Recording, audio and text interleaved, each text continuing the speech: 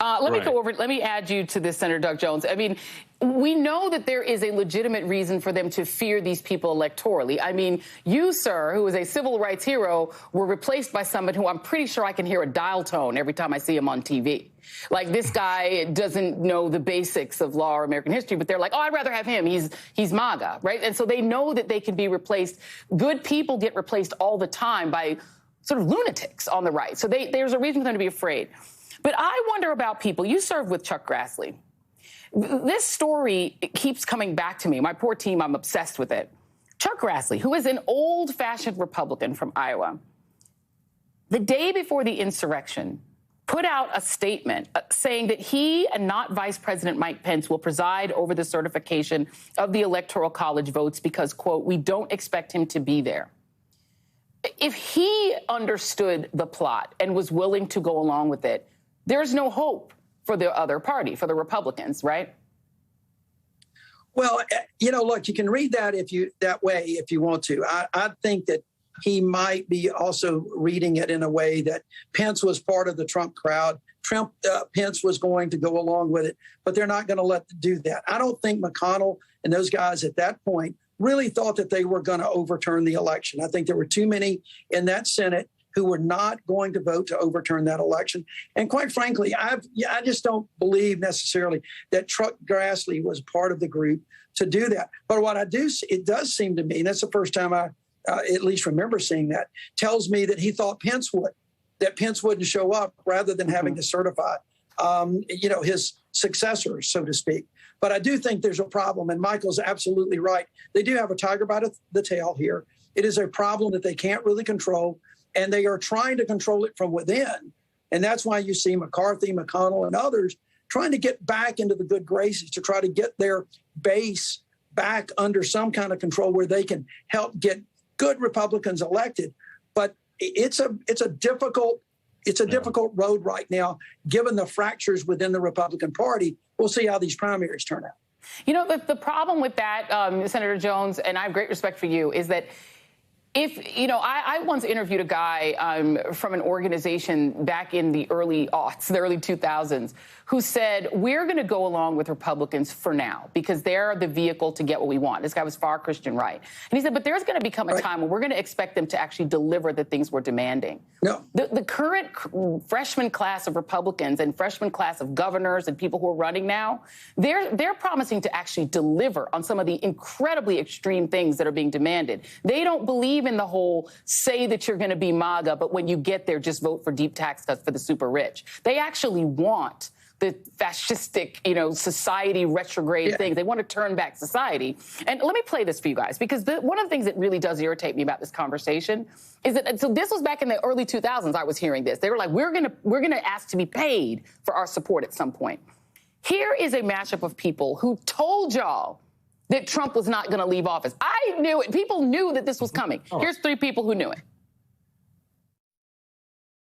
Given my experience working for Mr. Trump, I fear that if he loses the election in 2020, that there will never be a peaceful transition of power. That's what worries me the most about Trump. I keep saying it to everybody who will listen. He's not going to go, even when he loses, if he loses in 2020. It's my greatest concern. My single greatest concern. This president's going to try to steal this election. Senator Jones, that last person is Joe Biden. It should have been common knowledge that Donald Trump was going to attempt to cling to power. How is it possible that Mitch McConnell, who says all these things, he put a gun to his head, he seemed gleeful that he thought that he had been rid of a political problem? He must have known. How can he not have known that this was going to happen? I don't think, and I think, Joey, we're saying a lot of the same thing. I agree with you that what was said in the early 2020s by the far right, they are now really controlling all of this. But I still believe McConnell and others think that they have control when they really don't. We're still saying a lot of the same thing. Now, whether or not he thought that there would be violence in the way that they were doing, that's hard for me to believe. I just got to tell you, it's hard for me to believe that Mitch McConnell, Chuck Grassley, and a number of those Republicans thought there would be an attack on the Capitol the way they had. Having said that, they knew that there was going to be an issue. They knew what was going on out there, and there was going to be an effort. But they had they had enough votes to make sure that this certification was going to go forward. They knew that. But I think what happened on January 6th was caught them completely by surprise in terms of the violence. Not that Trump was not going to go quietly into the dark. No one expected that. Never expected the violence to turn the way it is. When it happened, they really thought that the tide had turned, that Trump had overplayed his hand. He was going to be seen as a pariah. He attacked the American democracy in the United States Capitol. But all of a sudden, 48 hours later, they start singing a different tune because they see that MAGA nation out there is still in force and they're still in favor. And all of a sudden, the narrative starts changing and they go with a flow. And that's what's so disappointing about this. That is the threat to democracy right there. It wasn't just the attack. It's the way it's being treated after the attack that is the threat to democracy. Senator, that is called cowardice. That is called cowardice. Totally and I'm going to give you the last word on this, Michael Steele. What happens when the Republicans, because Donald Trump still controls the party, nominate governors and maybe get some elected, nominate senators, maybe get some elected, and reelect some of these absolute far-right extremists who then try again? And there's no Republican who has the courage to say no, and they let it happen the next time. The hellscape is created. You think what we went through the last 4 years, particularly the post-election period, was bad. You're looking at retributive governance, where heads will roll. The January 6th Commission will become the committee to impeach. It will become the committee to investigate Hunter Biden. It will become the kind of nightmarish political landscape for those who have stood up to fight for our democracy. And it won't matter whether you are a Democrat, a Republican, or an independent.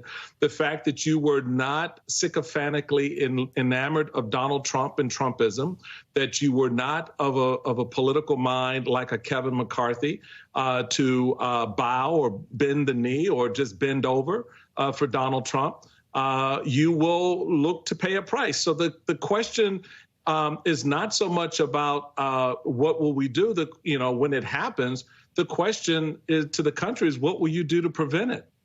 Because it begins this November, folks. Joy, this stuff doesn't just go away because you don't think it's not going to happen. Amen. And real quick, I'll go one step further, Michael. It won't matter if you're Mickey Mouse or Big Bird. Right. They're going to come That's out. right.